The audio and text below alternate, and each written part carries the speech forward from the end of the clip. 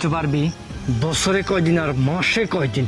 চল ভাই, আপনাকে অনেক বড় ধন্যবাদ, আপনি অনেক বড় একটা সত্য উদ্ঘাটন করে দিয়েছেন। চল বাসায় চলে যা। আরে বেবি, আরে বেবি কি অবস্থা তোমার? তুমি আসছো? তুমি কোথায় ছিলে? তোমাকে ফোন দিয়ে পাওয়া যায় না ঠিক মতো। আরে কোথায় ছিলাম মানে শোনো, বলতেছি কি আসছে ভালো হয়েছে, কিন্তু তুমি এখন আর থেকো না, তুমি চলে যাও। আরে কি বলো, তুমি থাকবো না? আসলে শোনো না, তুমি এমন করতেছো কেন?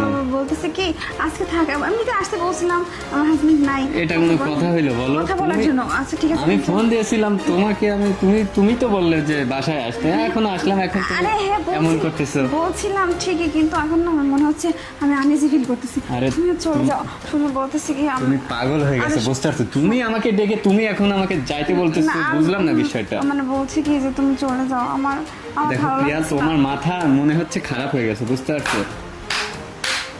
বাহ প্রিয়া বাহ, তার মানে এতক্ষণ ধরে তুমি এই নাটকটাই চালিয়ে যাচ্ছিলে, তাই না? এই তোমাকে না বলছি যে ওর বিয়ে হয়ে গেছে, তুমি আর ওর সাথে কোনো যোগাযোগ রাখবে না, তারপরেও তুমি কেন ওর সাথে যোগাযোগ করো? কেন করো? আমি তো আসতে চাই না। তুমি আসতে চাও নাই মানে?